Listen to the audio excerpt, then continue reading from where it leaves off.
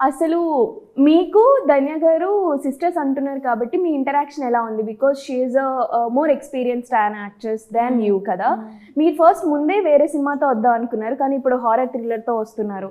So ఆ interaction ఎలా ఉంది అండ్ ఇలా రావడం ఎలా అనిపిస్తుంది?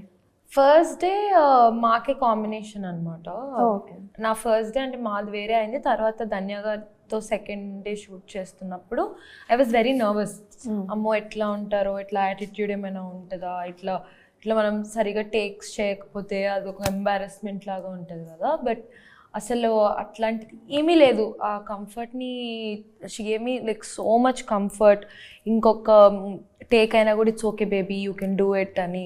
సో నేను ధన్య గారు చాలా క్లోజ్ అయిపోయాం అనమాట ఈ సినిమా వల్ల. So we both have become best friends. Yeah, and ఈ సినిమాతో ఫస్ట్ రావడం అంటే గాడ్ హ్యాస్ అదర్ ప్లాన్స్ కదా. ఇప్పుడు మన ప్లాన్ వేరే ఉంటుంది, ఇట్స్ గాడ్స్ ప్లాన్. సో కానీ ఎందుకు అది వెనక్కి వెళ్ళిపోయింది? అది పోస్ట్ ప్రొడక్షన్ నడుస్తుంది, సో కొంచెం అక్కడ డిలే అయింది అంతే. ఓకే, డిలే అయింది. వస్తుంది అయితే వస్తుంది. ఇట్ వాజ్ లైక్ చాలా టైం తీసుకొని ఉంది కదా. సో అందరికి జనాలకి ఇది వస్తుందా లేదా అన్న కన్ఫ్యూజన్ ఉంది. ఈవెన్ క్లారిటీ దట్ ఇట్ ఇయరే వస్తుంది సమ్మర్ లో మోస్ట్లీ. అన్ని బాగుంటే అలా వచ్చే వాళ్ళని ఇప్పుడు భయపెట్టడానికి భయపడడానికి వస్తున్నారు. ఏదైనా ఓకే అంటే రెండు ఇష్టపడే చేసిన సినిమాలు కాబట్టి ఏదైనా ఓకే. Okay okay. మీ బెస్ట్ ఫ్రెండ్ అంటే సురేఖ వాణి గారి గురించి చెప్తూ ఉంటారు కదా. మీ మదర్ ఆల్రెడీ ఇండస్ట్రీలో అన్ని ఇయర్స్ ఉన్నారు కాబట్టి తను ఏం చెప్పేవాళ్ళు మీకు? అంటే కెమెరా ఆన్ అయినప్పుడు ఇలాగ ఏమైనా టిప్స్? తను ఏం చెప్పేవాళ్ళు నేను చెప్పేవి బయట చెప్పొద్దని చెప్పేవాళ్ళు.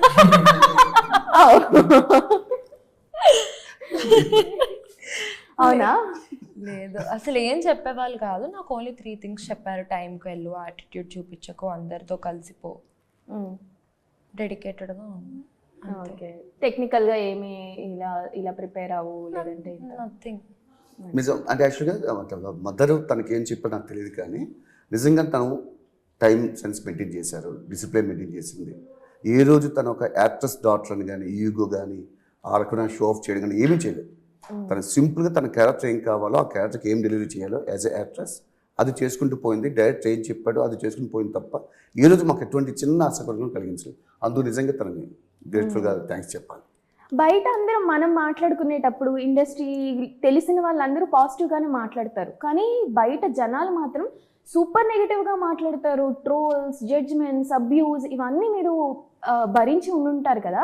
అవన్నీ చూస్తుంటే మీకు ఏమనిపిస్తుంది? అవి జడ్జ్మెంట్స్ పాస్ చేయాల్సిన అవసరం లేదు కూడా. ఏమనిపిస్తుంది అంటే do you want to respond to those judgements or like వాళ్ళు ఎలానే మాట్లాడుకుంటారు? కార్ పాస్ అవ్వకుంటూ వెళ్తున్నప్పుడు డాగ్స్ బార్క్ చేస్తే అని చెప్పి ఆపికి వద్దమ్మ చుచ్చు నువ్వు బార్క్ చేయకు అని చెప్పాం కదా. So you considering them as a dogs and the judgements. Okay. అంటే అన్నెసెసరీ.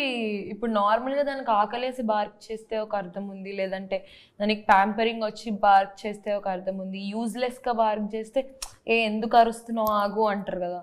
ఇది అంతే. కానీ నేను రెస్పాండ్ అవ్వట్లేదు అంటే రెస్పాండ్ అయితే నేను వాళ్ళకి ఎక్కువ అటెన్షన్ ఇచ్చి వాళ్ళని ఎక్కువ ఎక్స్పోజ్ చేసి వాళ్ళకి ఫేమ్ ఇస్తున్నట్టు. నేను కామ్గా ఉంటే నాకు ఏది ఉండదు, దానికి ఏది ఉండదు. So the topic will end there. నేను ఇంకా ప్రొలాంగ్ చేసిన దాన్ని అవుతాను ఒకవేళ రెస్పాండ్ అవుతాయి. సో అవన్నీ ఇంకా అలవాటు అయిపోయి అనుకునే వాళ్ళు అనుకుంటారులే అని చెప్పి వదిలేయడం. ఇప్పుడు ప్రేమించే వాళ్ళు ఉన్నారు కదా, వాళ్ళతో నేను సరిగా వాళ్ళ కోసం నేను వర్క్ చేసి వాళ్ళ కోసం ఉంటే అది ఓకే. అలాంటి రెస్పాన్స్ ఇస్తే ఇంకొక 10 members నన్ను ప్రేమిస్తారు. అదే నెగిటివిటీని నేను స్ప్రెడ్ చేసుకుంటూ వెళ్తే ఆ నెగిటివిటీ వాళ్ళకి నేను ఇంకా స్కోప్ ఇచ్చినట్టు అవుతుంది. సో అందుకే ఇంకా కట్ దాట్. కూల్. సో అలాగా most hurting comment or the judgement మీ వరకు వచ్చింది ఏంటి?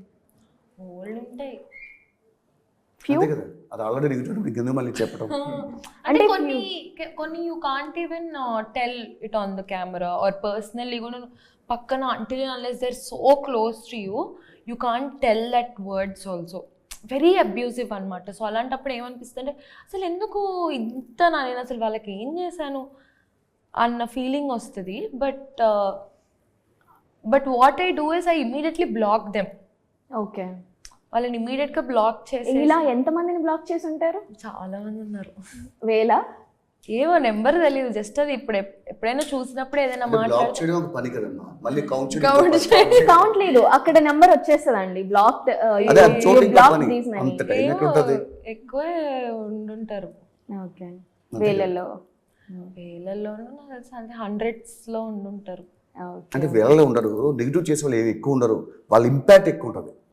ఇప్పుడు 10 మంది మీకు క్లాప్స్ కొడితే అప్రిషియేట్ చేయొచ్చు. ఇప్పుడు మేము బాగా ఎంకరేజ్ చేస్తున్నామని 9 మందికి మేము చెప్పొచ్చు. ఎవడో ఒక వ్యక్తి వచ్చి ఏదో అనొచ్చు, అది మీకు బాధిస్తుంది.